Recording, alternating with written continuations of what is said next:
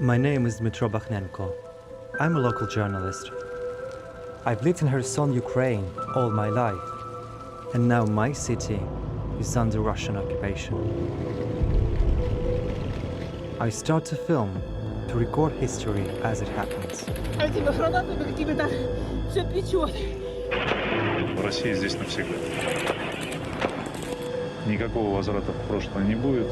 My partner is Lidia, and we have a 5-year-old daughter, Ksusha.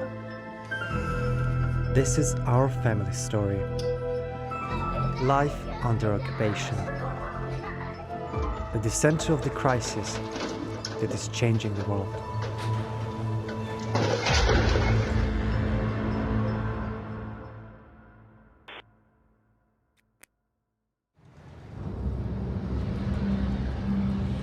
There had been fighting around Kherson for days.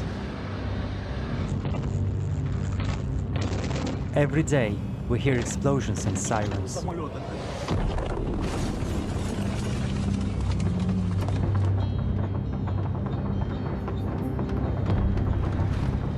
They had taken our city. Everyone is scared.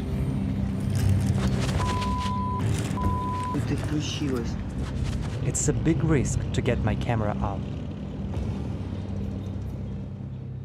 We move our mattresses into the corridor, where we are protected by extra walls. And we play games to keep Ksusha calm.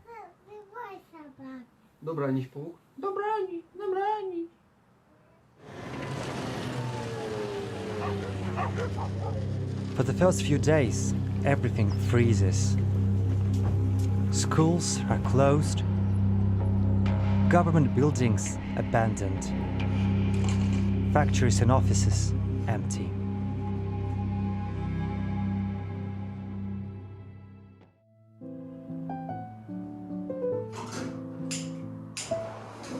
У нас есть буряк, картошка, капуста, томатная паста. Ксюша. Ксюська. We try to stick to our routines to keep things as normal as possible for Ksusha.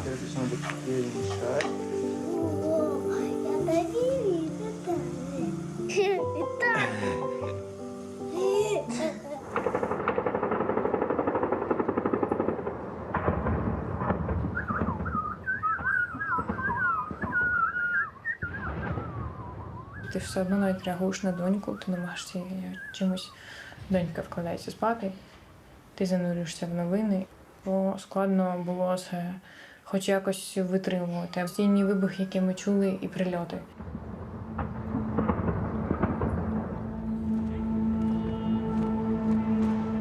In the first weeks of the war, I start going to an Orthodox church of Ukraine.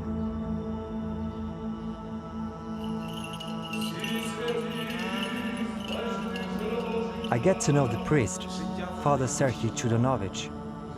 Today, he is burying a Ukrainian soldier. Сьогодні день особливий. Ми провели народний похорон. Ви приймали кожен з вас.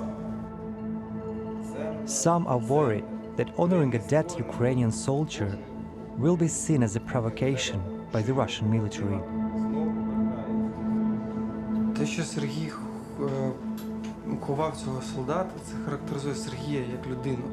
Те, що він не... вони могли прийти, росіяни. Я думаю, що вже храм був давно під спостереженням, тому що туди поприходили люди, які попали їм на карандаш точно. І я за це трошки корю себе, тому що я, але знов хто знав.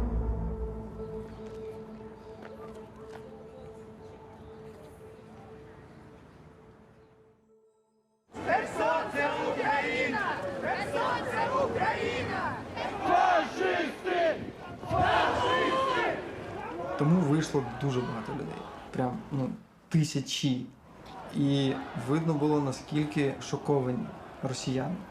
Тому що в їх картинці світу їх тут зустрічають як визволителів.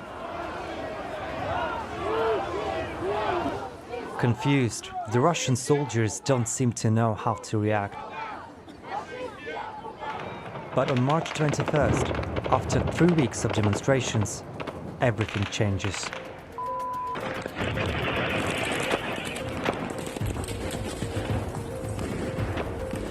задыхаюсь. Этими гранатами какими-то все печет.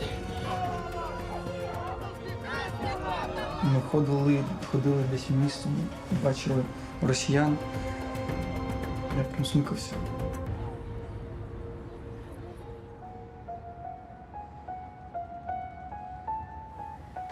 It's 23 days into the occupation. We are staying at my family home. I grew up here with my brother and our sister Marina. Marina is pregnant. She and her husband Vitaly arrived last night, escaping a battle outside town.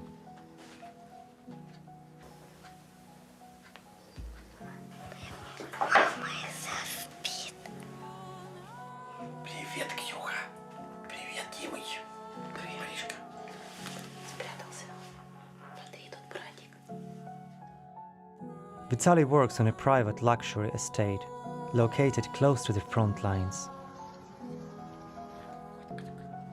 Now, my sister Marina is checking how much smugglers charge to get people out of town.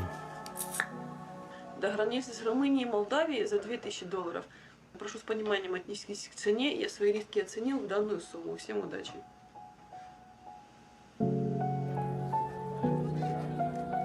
Conditions in Kherson are getting worse. And with news in short supply, I cycle to Father Serhi's church.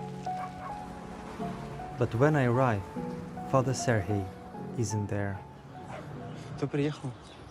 Приехали, ну типа менты. Говорят, вы кто такие? Мы с милиции, с полицией. То есть они его забрали? Ну, можно, ну не задержали. Зеленоватые, да. Как это называется? Забрали. Had I arrived 5 minutes earlier, the Russians would have seen me too. And if they searched me, they could have found my videos. I too could have been taken away. I'm worried about Father Serhi's mobile phone. Did he have a chance to delete his text messages with me? I need to be more careful.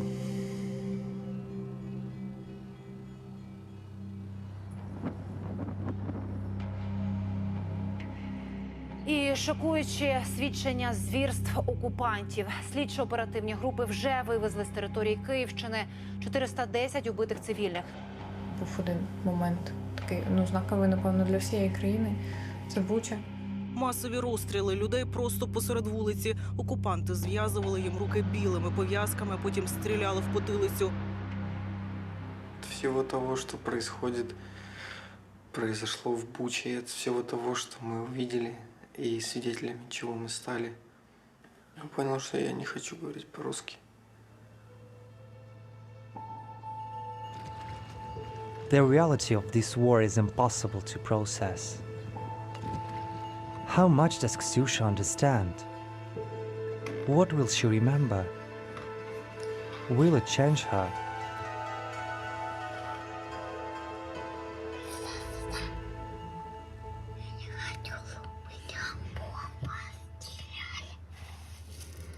І я не хочу.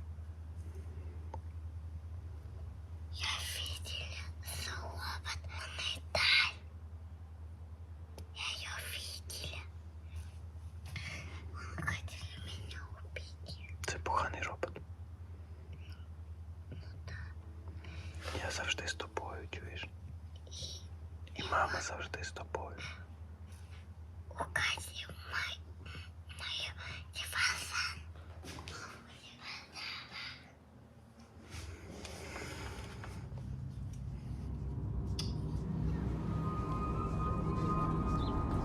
The Russian media talks of plans for a referendum. They want to create a pro-Russian republic to legitimize their occupation. It weighs heavily on my family. Ух тишка. Чому ми залишаємось?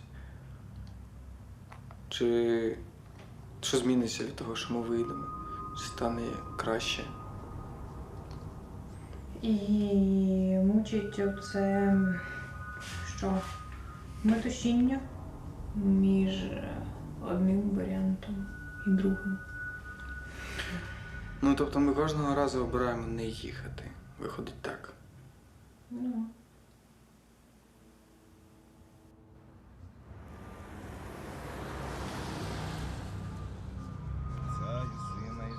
Three weeks after Father Serhiy was taken by the Russian security services, he posts a video. He has escaped Kherson and wants to explain what happened to him. Я стояв напівроздягнений, поставив на коліна, нагнули до стільця головою, притисли коліном, взяли дубинку, сказали, що зараз вони запхають мені в анальний отвір, розірвуть його.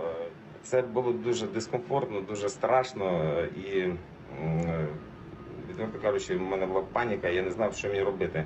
Коли мене почали кричати на мене, що я буду з ними співпрацювати, я сказав, що буду.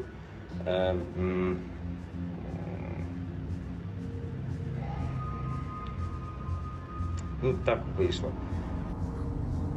The Russian forces step up their campaign to rid my city of its Ukrainian identity. Ukrainian flags and symbols are removed.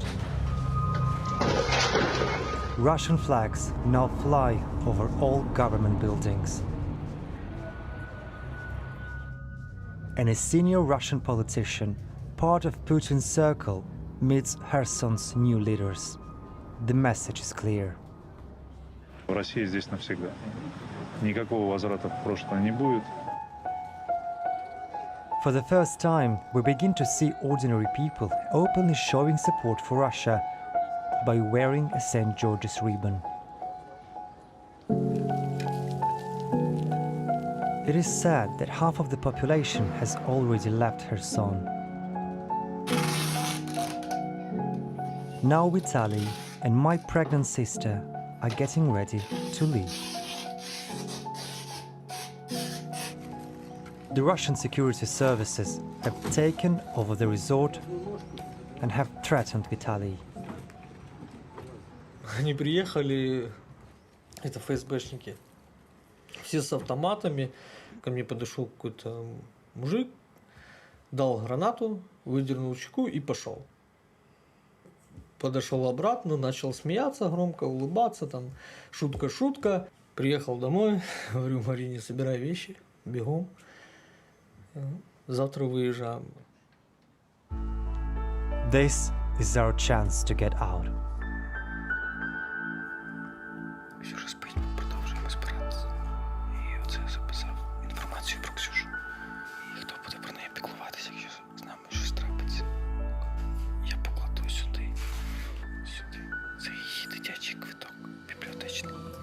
І це повішимо на Ксюшу. Повішимо.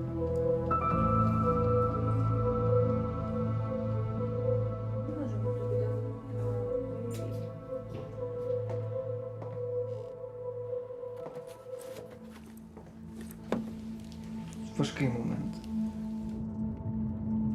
There has been recent fighting on the roads out of the city. We've heard many reports that civilians trying to escape have been attacked. Чоловік сестри Діми подзвонив там зранку чи ввечері і сказав: ти ж розумієш, ну ми типу всі дорослі люди, в дорозі може трапитись все, що завгодно. Ми стояли 8 годин на блокпості і казали, що десь Марина дізналася, що ми можемо переночувати у дитячому садочку.